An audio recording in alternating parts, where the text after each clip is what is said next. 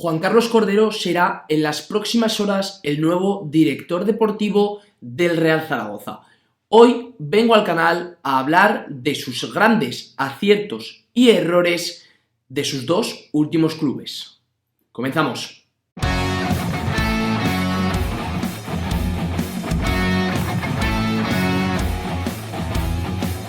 El Tenerife anunciaba en la mañana de hoy la rescisión de contrato de Juan Carlos Cordero como director deportivo. Ya llevaba sonando un tiempo que parece que iba a llegar al Real Zaragoza, así que en las próximas horas se espera que anuncie la incorporación del ex ya director deportivo tanto de Tenerife como de Cádiz. Y hoy vengo al canal a hablar un poco de lo que fueron grandes aciertos y otros, por qué no decirlo, grandes errores de estas dos últimas épocas.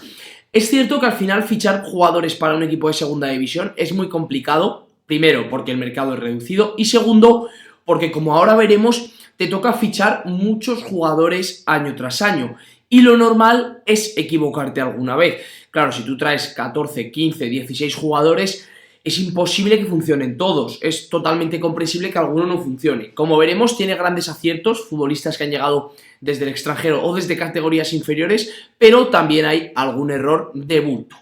Vamos a empezar ya por aquí, por la primera temporada que tiene en el Cádiz, que es esa 16-17, donde, como veis, lo que os comentaba, muchísimas incorporaciones, muchísimas bajas. Hay que recordar que el Cádiz esa temporada había subido de segunda división B, lo que es ahora primera RFF, y claro, pues había que hacer un equipo a la altura de la Liga Smartbank, y como veis, fichajes ya de bastante nombre, como puede ser la cesión de Agerakeche, un Aridane que luego dejaría una rentabilidad para el club, como veremos más adelante, que llega gratis al equipo gaditano, y luego Osasuna creo que me imagino que lo pondrá por ahí arriba, pero llega a pagar 2 millones por él al Cádiz. Ortuño, jugadores ya cedidos con experiencia en la categoría. Ficha a José Mari, que a posteriori sería importantísimo en el Cádiz, como hemos visto siendo titular hasta en primera división.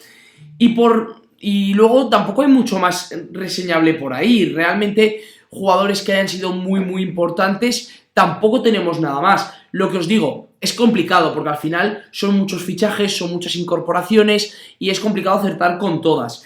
Hay grandes aciertos como la de Aridane, que a mí me parece un fichaje realmente importante, y luego pues otros jugadores que quizá no le salieron tan bien. Otros quizá grandes apuestas, como puede ser Gastón del Castillo, que realmente a mí no lo conozco, o sea que si no lo conozco y llegó cedido al Cádiz a jugar en la Liga Smartbank es porque no salió realmente bien.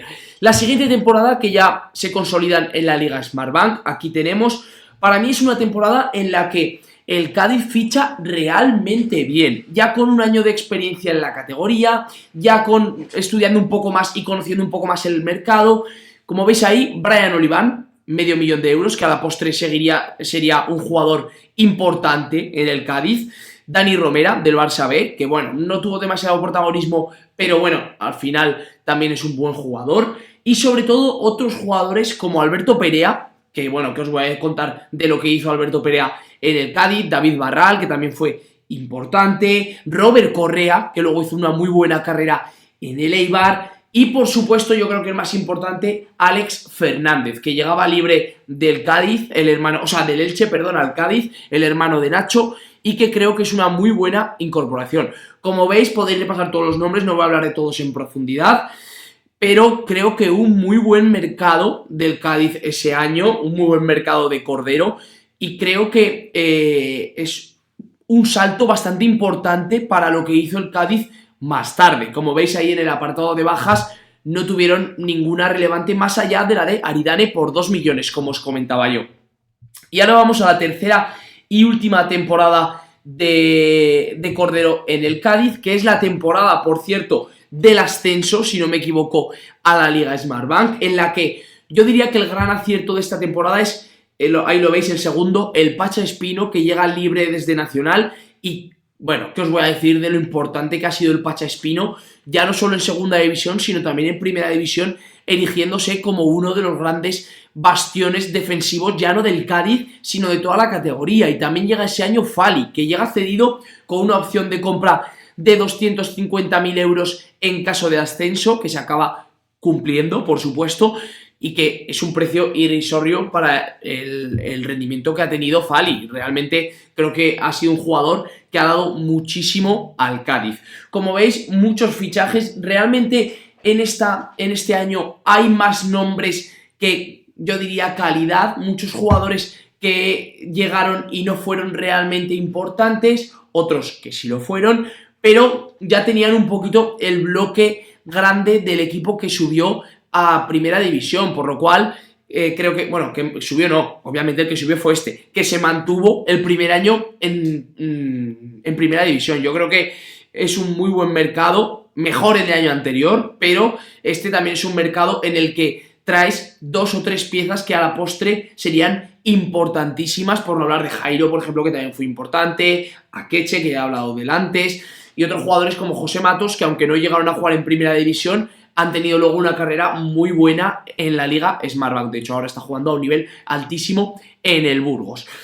A partir de aquí, Cordero se va del Cádiz, está un año parado y lo ficha el Tenerife. En el Tenerife tiene 2 ventanas de traspasos para fichar, bueno, 2 ventanas no, 2 años, llega en el año 2020, ficha para la temporada 2021 y ficha para la temporada 21-22 y ficha para la 22-23, que es esta que estamos.